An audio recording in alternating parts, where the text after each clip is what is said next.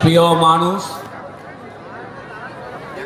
এই এলাকার মানুষের অত্যন্ত তিনি প্রিয়। তিনি পশ্চিমবঙ্গ সরকারের প্রায় 10 বছর তিনি সুন্দরবন বিষয়ক দপ্তরের মন্ত্রী হিসাবে অত্যন্ত নিষ্ঠার সাথে তিনি কাজ করেছেন। বর্তমান তিনি বিধায়ক।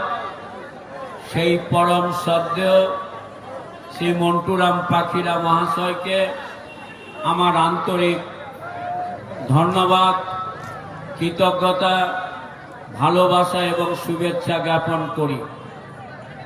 মঞ্চে উপস্থিত রয়েছেন দক্ষিণ 24 পরগনা জেলা পরিষদের সহকারী সভাধিপতি তথা গঙ্গাসাগর বকখালি ক্রীড়া অনুরাগী দর্শক মণ্ডলী, সবাইকে আমার তরফ থেকে আন্তরিক শ্রদ্ধা, কৃতজ্ঞতা, ভালোবাসা, শুভেচ্ছা জানাই।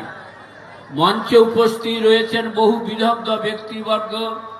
সবাই নাম নিতে না পারার জন্য আমি আপনাদের কাছে ক্ষমা প্রার্থী।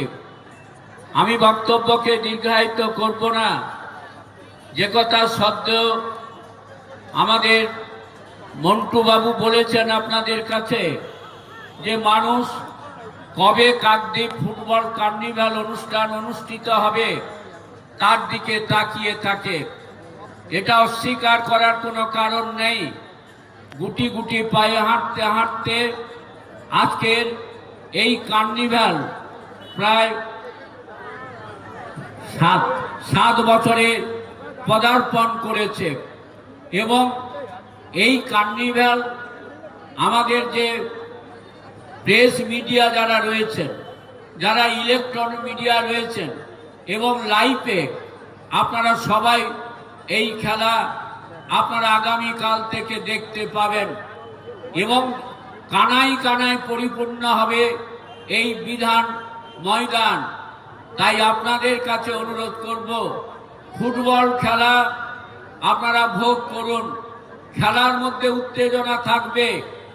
খেলায় যদি উত্তেজনা না থাকে সেটা ফুটবল খেলা হতে পারে না। কিন্তু কোনো উত্তেজনা যেন খেলার যে সামগ্রিক পরিবেশ, সেই পরিবেশকে যেন কোনোভাবে নষ্ট না করে, এইটাই আপনাদের কাছে আমার বিনম্র শ্রদ্ধার চিত্তে আমি আপনাদের কাছে আবেদন করি। আমাদের স্বামী বিবেকানন্দ একটা কথা বলেছিলেন যে গীতা পাঠের চেয়ে ফুটবল খেললে ভগবানের কাছে যাওয়া যায়।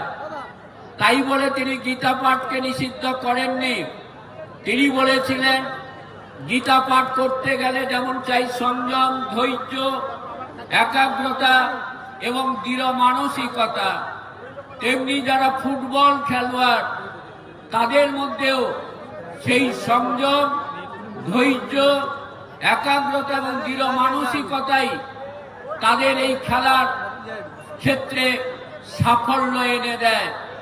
তাই এই খেলায় হার জিত থাকবে, কিন্তু আপনাদের কাছে একটাই অনুরোধ করে যাব, এই বড় মাপের খেলায় যারা রেফারির দায়িত্ব নিয়ে এই খেলা পরিচালনা করবেন, সেখানে রেফারির সিদ্ধান্তই চূড়ান্ত সিদ্ধান্ত হিসাবে আপনাদেরকে মেনে নেওয়ার অনুরোধ জানিয়ে আপনাদের কাছে এটাই বলতে চাই যে কাকদ্বীপের যে সুনাম, কাকদ্বীপের যে মানুষের যে আবেগ আজকের কয়েক হাজার মানুষের আদের পদধ্বনিতে যেভাবে বর্ণাঢ্য শোভাযাত্রার উদ্বোধনের পরে আপনারা এই জায়গায় বিধান ময়দানে এসে পৌঁছেছেন।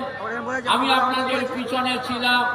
আমি দেখেছি সুশৃঙ্খল ভাবে যে 16টি খেলায় অংশগ্রহণ করবেন, প্রত্যেকটির সঙ্গে দিয়ে এই শোভাযাত্রা এই বিধান ময়দানে পৌঁছেছে।